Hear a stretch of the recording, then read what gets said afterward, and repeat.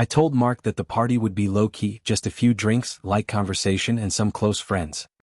He trusted me without question like he always did, and seemed eager to spend a laid-back evening together. The backyard was lit with soft fairy lights, the air filled with the aroma of grilled food, and laughter echoed around us. I held his hand as we entered, trying to calm the nervous tension that had been building inside me for days. I knew tonight would reveal things he didn't expect, and I hadn't told him everything. As soon as we arrived, everyone greeted us with bright smiles, but something felt off. A few people exchanged strange looks, whispered behind their glasses, and then glanced at me with uneasy grins. Mark didn't notice, too busy shaking hands and offering his usual polite smile. I guided him through the crowd, introducing him to people I'd rather avoid. These were people who knew things about me, things I'd tried to forget, and tonight, it felt like they were planning to drag them all back to the surface. It didn't take long for the first sign that things weren't as casual as I had promised. A conversation started about old mistakes, stories that were awkward but harmless. And then, as if on cue, one of those stories shifted, and I knew instantly it was about me. The room went quiet and Mark, still beside me, froze. I could feel his body tense, but I was already anticipating where the conversation was headed. I tried to steer things in a different direction, but it was too late. What had started as a whisper grew louder, and people began recounting embarrassing, twisted versions of my past. My heart raced. My skin grew cold with sweat. Mark, however, stayed still, his grip on my hand tightening. His eyes flicked around the group, noticing everything before I had a chance to explain. For the first time that night, I wasn't just afraid of looking bad. I was terrified of how he would take it. Then the moment came, the one I had been dreading. Someone brought up a mistake I had shared with only a few people, something so personal, and they treated it like a punchline. The laughter that followed felt like a stab to my chest. But Mark's face didn't twist in anger. Instead, there was a calm intensity that seemed to freeze everything in place. He understood, and in that moment the whole room knew it. I leaned in, whispering, "Please just wait. Let me explain." He nodded, barely moving, but he didn't look away from the people laughing. His stillness was enough to quiet the crowd. And then when he finally spoke, his voice was calm but carried weight. "I think we need a moment," he said. No one dared to respond. The room went silent, as if his words alone had turned off the noise.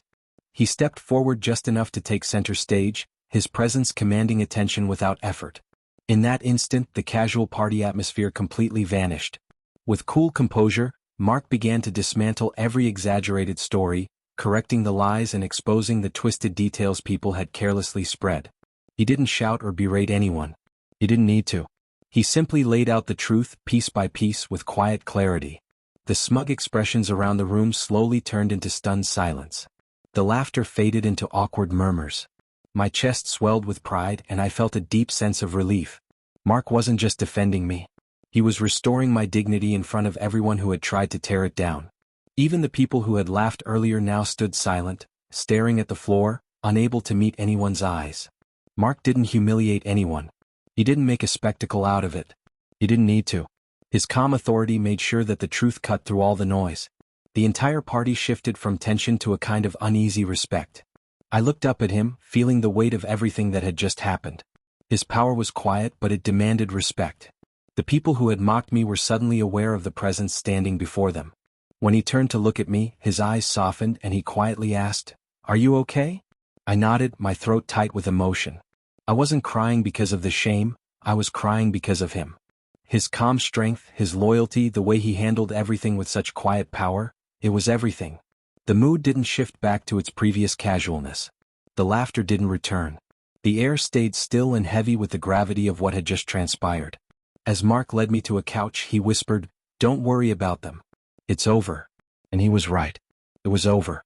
He hadn't just shut down gossip. He had sent a message to everyone in that room. And it was one they would never forget. The rest of the night passed with an almost uncomfortable quiet. Some murmured apologies while others remained silent, all avoiding eye contact. The chaos from earlier was replaced with a quiet respect for how Mark had handled everything. As we left, the cool night air felt like freedom. Mark took my hand and gave me a gentle smile, not smug or proud but reassuring. "It's all okay now," he said. And it was. The humiliation disappeared. The rumors died. The tension faded. What remained was trust, respect, and a deeper bond between us. That night, I realized something powerful. Strength doesn't need to be loud. Sometimes it's quiet, controlled, and powerful without ever raising a voice.